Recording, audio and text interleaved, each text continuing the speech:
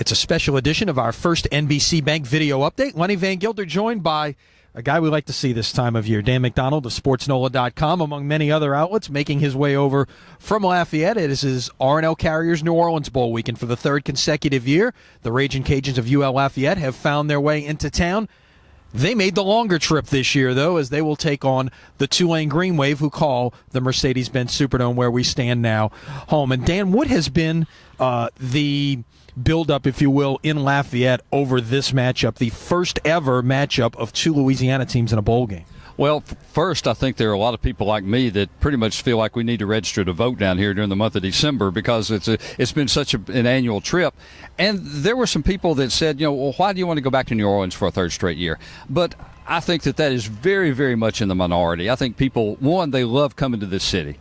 Two, they love coming to this building. Three, they love coming to this bowl game. And four, they love playing against state rivals. Well, they've got all four of those right here in the package this time. And I think that's going to make this game, this has been a pretty special game for the Cajun team over the last couple of years with the way it has turned out. One, just getting in 2 years ago for the first time in 40-something years.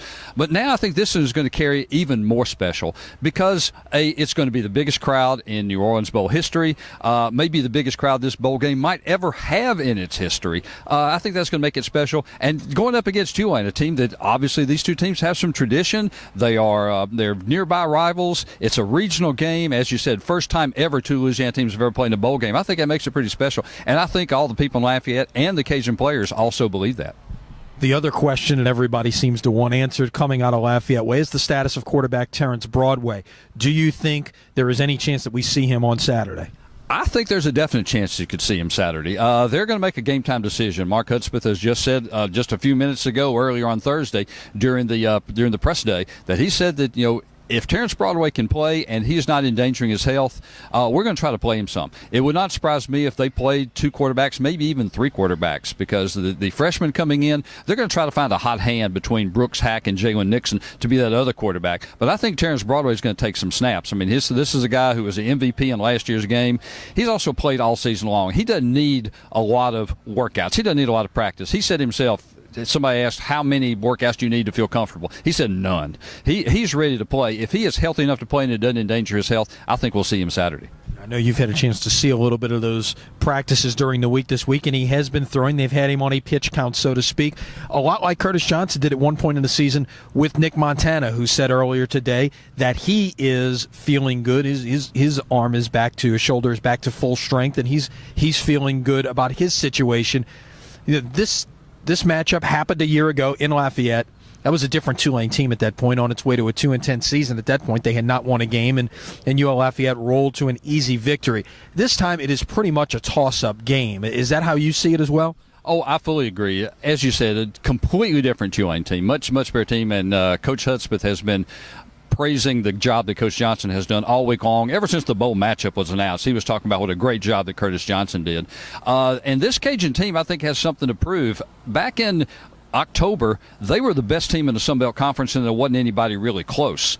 Last part of the year, things haven't gone quite the way they hoped. They have the two losses at the end of the year, and even the games they won, they barely beat a not very good Georgia State team. They barely beat a not very good New Mexico State team.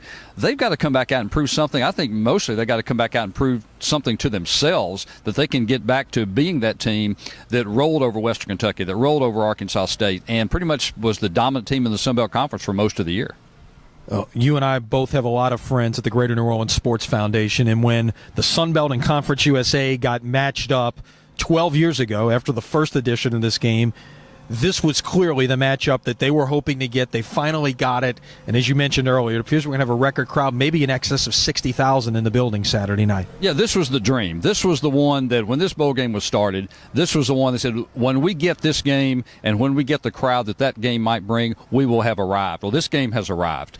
They've had good crowds over the last couple of years. Cajun fans have turned out pretty well in here, 42,000 the first time, 48,000 last year, but they're going to blow by that number here Saturday night. tonight, and it'll be because it's going to be much more of a balanced dome. I mean, I think Cajun fans will probably be in a little bit more attendance, but in the last few years, it's been 30-1 over the crowd from the visiting team, San Diego State and East Carolina. This time, every time Tulane does something good, there's going to be a roar, and that hadn't happened the last couple of years. And I'll be interested to see how the Cajun team responds to that, because I think they've gotten used to this almost being their home away from home. Exactly. There will be some crowd noise when they go to the line of scrimmage on offense. And I think it will be fairly close to 50-50. If you go by the sales that the universities have registered, it clearly is dominated by UL-Lafayette. But there's a lot of people in New Orleans who have tickets in their hands who are likely coming in and pulling for Tulane, who have gotten tickets from some other outlets, which will probably make it closer to 50-50. If you got to pick a score, what would it be at this point? I think it's going to be a low-scoring game. I saw an over-under line of 49, and I don't even know if it will get to that, especially with the questions about the Cajuns with Terrence Broadway. Might not be as effective offensively. Tulane's an excellent defensive team. They also don't score an awful lot of points. Both these teams also run the football. They'd rather run it than do anything else. That runs the clock. I think it's going to be a close game. I think we're going to have like a 20-13, 21-17 game, something like that. I'm going to say if Terrence Broadway plays and is effective, I think the Cajuns will win a close game. I could definitely see that. I think that's a key point. I could see it going either way, perhaps whoever has the ball last in this game, but I agree with you. I think it's going to be a low-scoring game. Perhaps the first team to 20 will win the game. It should be a great night Saturday night. The Mercedes-Benz Superdome, the Tulane Green Wave, the Raging Cajuns of UL-Lafayette. If you don't have your tickets yet, there's not many left. You better go get them at Ticketmaster, Tulane Ticket Office, any of the outlets here in New Orleans. Check out neworleansbowl.org. They can give you more information as well. That's our first NBC Bank video update. Stay with us for more coverage here at sportsnola.com of the New Orleans Bowl.